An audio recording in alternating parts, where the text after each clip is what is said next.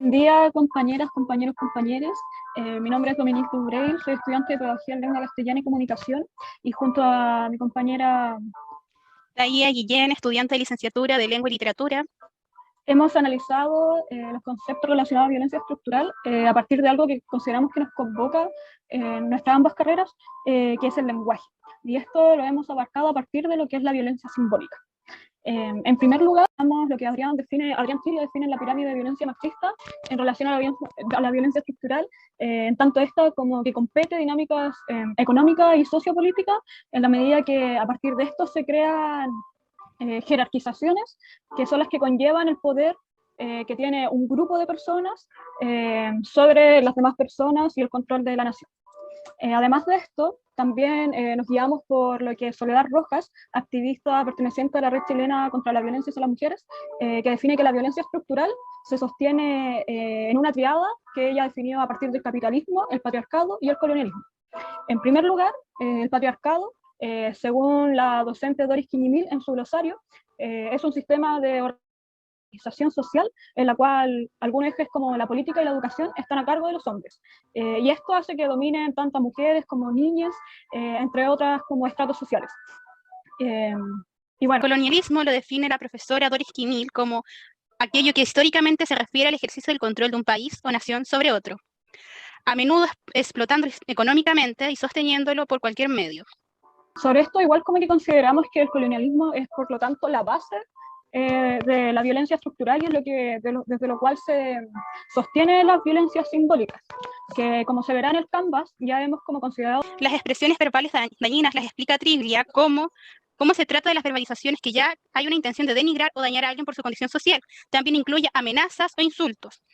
Esto se puede ver en los casos del mansplaining, la heteronormatividad y la masculinidad hegemónica al estructurar en los programas de estudio, tanto de pedagogía como licenciatura, ya que se ven pocas teóricas mujeres, pocos exponentes mujeres en las mallas, a pesar de que existan teorías hechas por mujeres de lo mismo que están exponiendo con un hombre.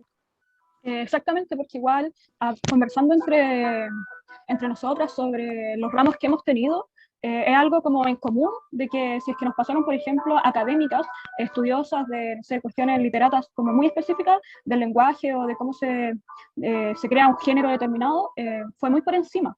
E incluso a mí por lo menos ni siquiera existió. Un material bibliográfico de mujeres. Y recién en mis ramos disciplinarios como pedagógicos y ya en tercer año en cursos como ética y la educación o realidad de la educación chilena, recién como que las profesoras nos pusieron a disposición como bibliografía obligatoria académicas y además chilenas, por lo menos.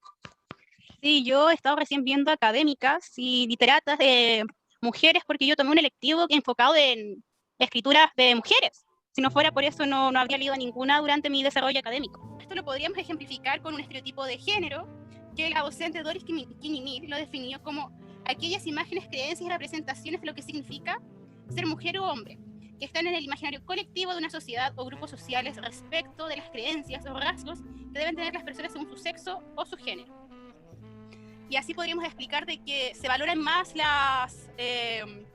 los conocimientos masculinos porque se supone que ellos saben más, que tienen como más capacidad que las mujeres, debido a estos estereotipos de género y roles de género que se nos asignan de lo que se espera de ser mujer y lo que se espera de ser hombre, ¿o no, Domi? Sí, de hecho, justamente de eso surge este concepto que nombraste de rol de género, porque a partir de este sistema, que también es cultural, se implantan los roles que deben cumplir las personas en la sociedad, pero en relación a su sexo y el devenir del género a raíz de eso. Y claro, pues ahí se determina estas como conductas, las tareas que pueden realizar, en razón de si lo que comentábamos antes, si la carrera es como de literatura, hay gran margen de que sea muy feminizada, ¿cachai? Como igual que hay otras que socialmente se suelen comprender, no sé, como ingeniería comercial, que son carreras más masculinas. Como que a partir de ese estereotipo surgen estos roles, que el hombre es como un gran economista, que maneja bien los negocios, y la mujer ya es más sensible, que ve todo de rosa, florecita, reflexiona mucho, cuestiones así, ¿no? Sí, totalmente. ¿Y esto, Domi, se podría relacionar con identidad de género? ¿En qué sentido? Quizás como al esperar algo, quizás puede haber como una ruptura, algo que descoloque a la sociedad. Según los principios de Yogyakarta, que que Quiñimil refiere, se define que la identidad de género es la expresión o experiencia más bien subjetiva que posee cada persona sobre su sexo y que no necesariamente debe obedecer a las pautas como biológicas de este ni sociales. Y si lo vemos como a partir de ese sentido, yo creo que también va de la mano un poco porque si la identidad de género usualmente la definen como que la vagina es mujer o vestir falda es mujer, justamente también entonces estudiar cierta carrera va a ser también una carrera que usualmente se va a comprender de que es una mujer la que está como ejerciéndola, ¿cachai? Sin siquiera saber necesariamente su nombre o si realmente pertenece o no a ese género, si así se siente realmente. Estaba recordando una clase de ética en las que vemos pinturas con el profe de que había que no sabíamos si era un hombre o una mujer de espalda, como lo que esperamos a través de lo que uno está haciendo. Que uno ni siquiera se pregunta, no sé, si el texto es de pedagogía, si es de un hombre o de una mujer, que uno supone que lo escribe una mujer, ¿o no? Claro, y ahí igual como que igual sentido con lo que tú decís, que también podía ser como un poco como una ruptura, ¿no? Porque también se puede reapropiar este sentido. Y ahí surgirían como las identidades trans, por ejemplo, que son personas que viven y se perciben desde una identidad de género que no están relacionada al sexo biológico, pues, que usualmente se asigna a nacer en razón del género predeterminado. Entonces, claro, pues ahí hay una ruptura clara y que es importante tener en consideración. Sí, y esto a la sociedad cerrada, igual como que les trae problemas discriminatorios, los que no ven como más allá de lo que es sexo biológico. Claro. Bueno, y estos conceptos creo que como que de aquí entendemos que hay enfoques de las carreras distintos igual, porque claro, quizás en los ramos que son solamente pedagógicos en mi caso, ya hay como una noción de enfoque de género, como, no sé, más amplitud para abarcar académicas, pero no es así en la carrera de TAIA.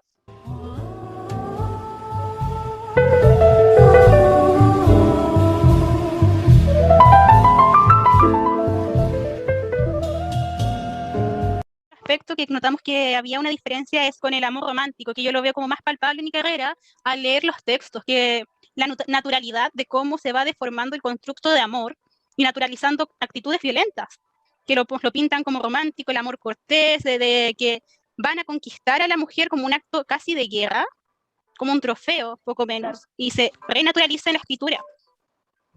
Sí.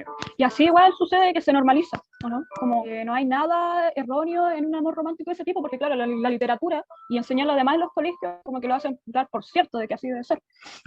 En ese sentido, ¿qué era la heteronormatividad de ella? La heteronormatividad es la expresión que se utiliza para describir o identificar una norma social relacionada con el comportamiento heterosexual estandarizado, cuando se considera la única forma social y válida de comportamiento, y que no siga esta postura social y cultural se encontrará en desventaja respecto al resto de la sociedad. Esto es como una norma bastante arbitraria que espera que todos se comporten de manera igual. Claro, y en razón de su sexo, como sí. El sexo entendido también como el mismo género. Sí, claro, no comprendo como que explica. Sí. Y la heteronormatividad nos lleva al término masculinidad hegemónica, que la profesora lo definió como hacer una referencia única, perfecta y oficial de manera de ser hombre o ser masculino, hegemónica porque se plantea y sobrepone a cualquier otra manera de ser en medida de todas las cosas al varón como perfecto, inteligente, racionalmente fuerte, físicamente, emocionalmente, joven, blanco, guapo y solvente. ¿Y sabes lo que me hace acordarme la masculinidad hegemónica? ¿Qué cosa? Me trae a la mente un libro que leí en el electivo de género, el Tarambana, no sé si lo cachas. Oh, no, pero suena interesante. ¿De qué trata? El Tarambana trata de al principio es una personaje que se enamora de un cuadro y que sufre una violación, y por eso ella se empieza como a transvestir de hombre para poder acceder como a ese mundo más solvente, que ella se pueda pagar sus cosas y no tener que pedirle dinero a nadie, poderse solventar por ella misma. Entonces ella empieza... Dime. Como que nuevamente aquí estamos observando los estereotipos de género, los roles de género dentro de la literatura, ¿cierto? O sea, que ella tenga que más encima comportarse de otro modo porque será la única salvación que puede tener por su condición de mujer o lo que fuese, ¿no? Sí, es que igual en la época que se desarrolla el personaje es del 1970 y tanto, entonces igual están como más palpables los estereotipos de género, además, en Chile. Claro. ¿Ya? ¿Y qué pasó después? A ver. Y como a ella la violaron, empezó a vestirse así, po. para poder evitar además que la violaran de nuevo, que eso es como muy fuerte. ¿Ya? Y ella para creerse el cuento de que es hombre se empieza como a cumplir con todos esos roles de género, de hombría, de fuerza, de usar ese lenguaje, esa violencia. De hecho hay una escena muy fuerte en un bar. Y ella, ¿Ya? bueno, vamos a decir él porque en verdad después empieza a denominarse como él.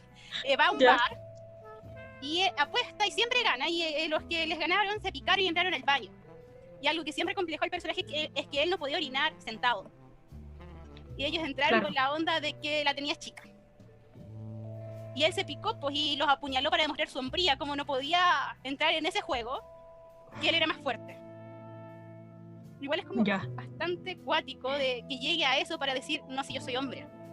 Porque claro, o sea, tenemos, o sea, bueno, el personaje tenía tan inculcado de que la única forma de protegerse era mediante la violencia, la fuerza, y que además eso lo podía obtener siendo visualmente hombre, claro, como poder validar la violencia siendo hombre.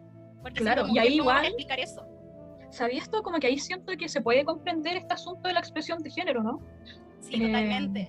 Que refiere Queñimil, citando a Conapred, que es como esta representación de los rasgos que culturalmente sirven, son útiles para identificar a una persona en razón de si es mujer u hombre, y de ahí nacen si es muy masculino o muy femenino. Sí. Como que, claro, pues, ahí está, que este personaje empezó a expresarse su género como hombre y a tomar aptitudes como muy masculinas para poder protegerse y no ser violentado nuevamente.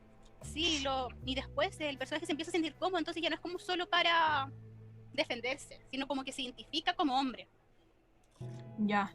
Y este personaje que también, porque igual hay que convenir que no necesariamente por transvestirse, como mencionaba antes, tiene que tener cierta orientación sexual. ¿Se dice una parte en el libro de algo sobre respecto? ¿Se enamora o algo? Sí, de hecho en la primera escena, él, siendo ella, se enamora de un cuadro de una mujer. Ah, ya. Ya. Y avanzado el libro igual, denominándose él, tiene como relaciones con mujeres. Comprendo. Claro, igual está este sentido de lo que es la orientación sexual, pues según los principios de Yoki Arte, que es como la capacidad que tiene cada persona de sentir atracción de todo tipo, no solamente sexual, sino emocional también, que pueden ser por las personas del mismo género o de otro. En este caso, observamos que el personaje primero, antes de cambiar su expresión de género, no se sabe si su identidad, aunque sí, según el pronombre que quiso utilizar después, era lesbiana y después heterosexual, ¿no? Es que igual es compleja esa discusión, que igual por la época él no te dijo literalmente, ¿no? No, por la época no te iba a decir, ¿sabéis que yo soy trans? Llámame así.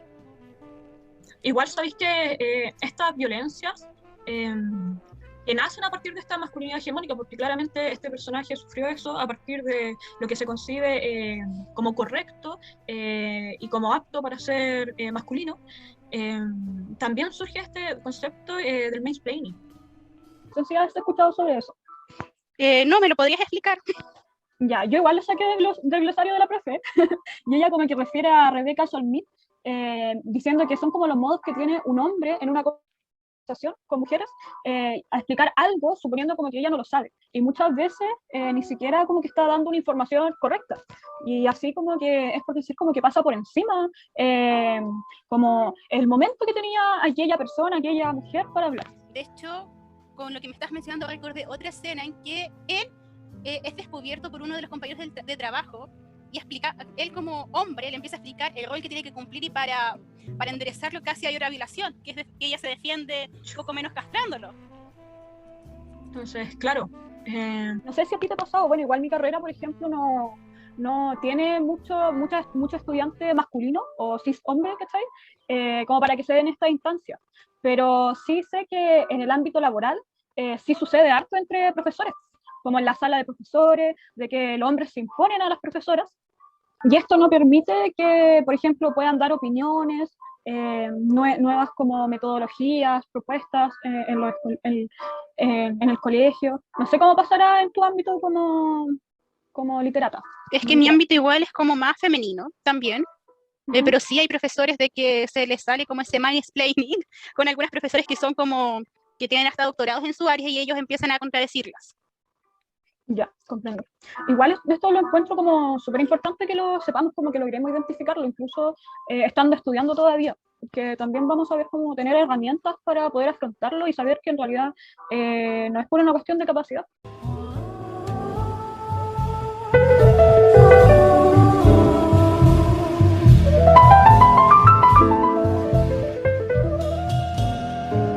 ¿Sabes lo que me recuerda también el mansplaining, al capacitismo de eso lo vimos en el adultocentrismo?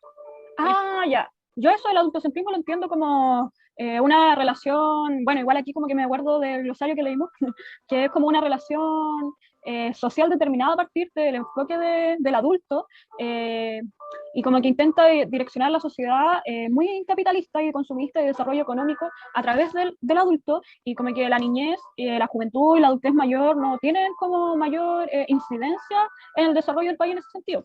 Sí, completamente. Es como que el adulto es el momento perfecto, el ideal, en que se puede hacer todo sin ser criticado.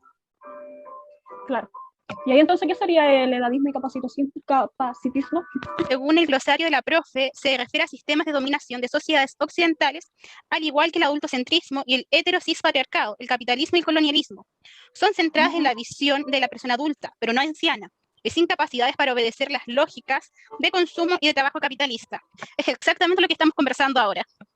Claro, yo igual lo veo como profe, en el sentido de que siento que en la sala esas dos nociones de edadismo, capacitismo y el adultismo, porque en la sala se dan como una relación muy vertical, usualmente, y cuestión que todavía no está como erradicada, como por ser profesor se sabe más, y al ser adulto y enseñándole a un niño, como que tienen la capacidad de incluso humillarlo a veces, así como porque no están cumpliendo con los estándares determinados, como para escuela o ciertos rankings de notas.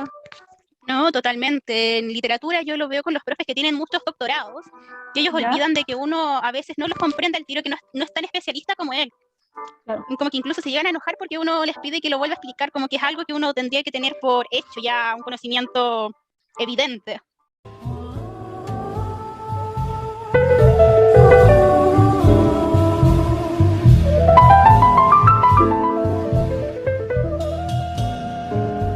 Porque esta heteronormatividad y esta noción patriarcal como del sistema del país, aparte de los niños, les pesa harto a las mujeres, ¿no?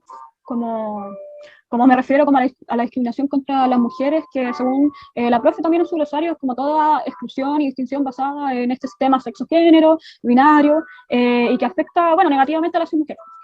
Totalmente.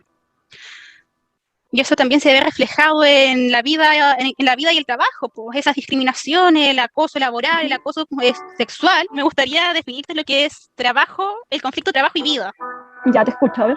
La profesora lo definió como un conflicto puesto por el alto costo personal, como la doble o triple jornada de elección de carrera científica o formar una familia, así como la presión social, responsabilización por conciliar las demandas de la investigación y de la vida y de la familia.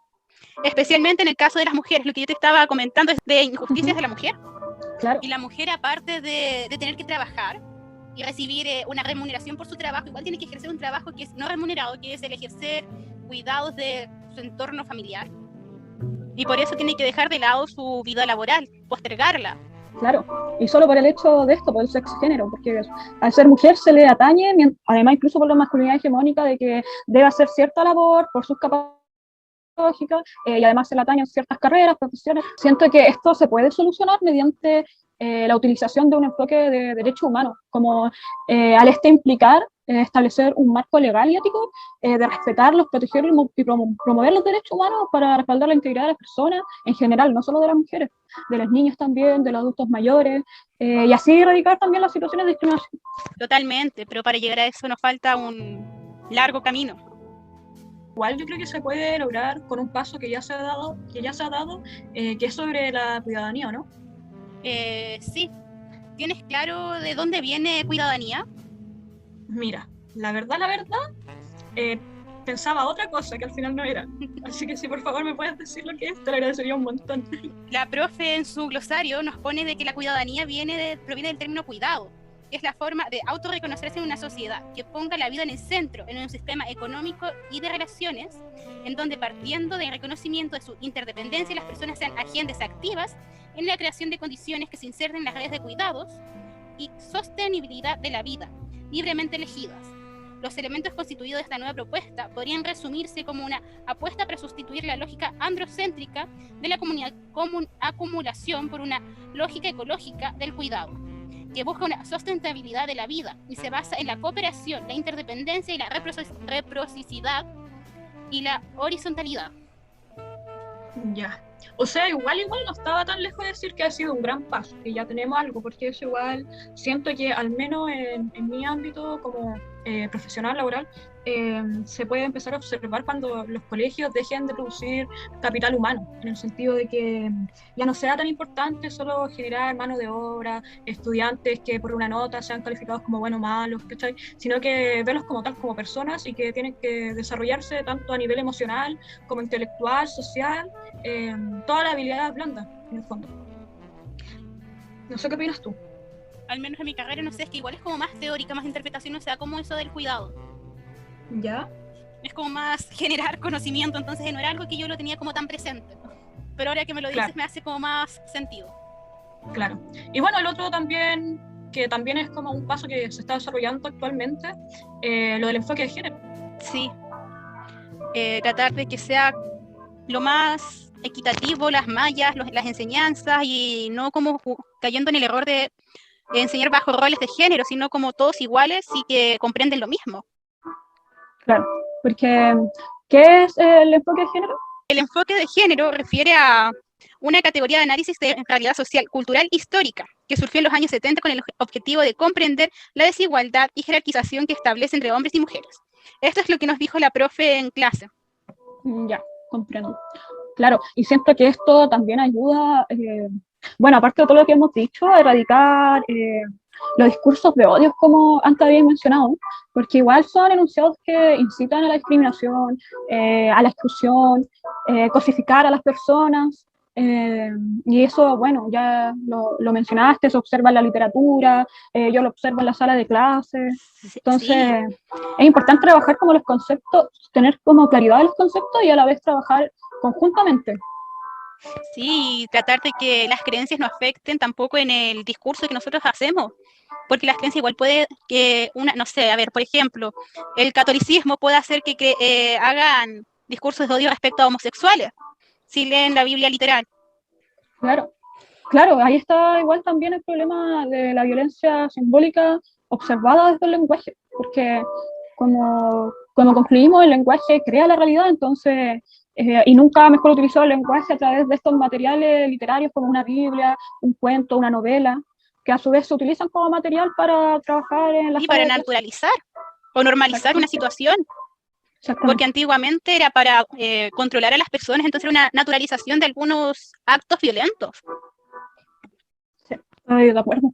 Entonces sí, podríamos hacer una conclusión de que lo ideal sería que cuidemos nuestro lenguaje porque crea una realidad, y al crear esa realidad podríamos afectar a alguien, quizás no teniendo la intención de dañar o insultar, pero hay que ser muy cuidadoso con lo que nosotros decimos porque podemos pasar a llevar una realidad, una identidad y un sentir diferente al de nosotros. Claro, tener igual como esa como un pasito más adelante y saber qué puede significar tal palabra, sí, tal forma de expresar esa palabra, y qué bueno que podamos llevar esta conclusión, esto que creemos, ¿cierto?, en nuestras disciplinas, sí, y luego nuestra labor como profesionales. Y en nuestro desarrollo profesional quizás podríamos aplicarlo desde una deconstrucción del lenguaje. No sé si me sigue. Sí, en el sentido como de, a ver, tú dime si así, ¿eh? Pero yo entiendo esa desconstrucción del lenguaje como de apropiarse, ¿no?, un poco de lo que ya está creado, e incluso a partir de eso también crear nuevas expresiones o resignificarlos, como tomar un acto más bien político mediante el lenguaje. Sí, además de usarla apropiadamente, sin herir a los demás. Ponte tú, la mayoría de los garabatos chilenos atacan a la mujer, dejar de usar esas expresiones ofensivas, porque son ofensivas. Claro, sí, eso es lo que normaliza después. Así que sí, estoy de acuerdo. Espero que también estas reflexiones que tenemos le ayuden a otras disciplinas, pues, a nuestros compañeros, porque siento que si bien el lenguaje nos involucra fuertemente en sentido teórico, por decirlo así, por lo que estudiamos, es algo tan transversal, porque como crea la realidad es lo que nos permite comunicarnos, aunque no se estudie eso, ¿cachai? Sí, además que nosotros trabajamos con algo tan básico que es el lenguaje. Y todos usamos el lenguaje. Exactamente. Así que eso, esperemos que se haya comprendido y no haya sido tan latero. Y que lo hayan disfrutado mucho. Claro, sí. Así que muchas gracias por escuchar. Lo dejo. Sea un buen día. Chau, chau.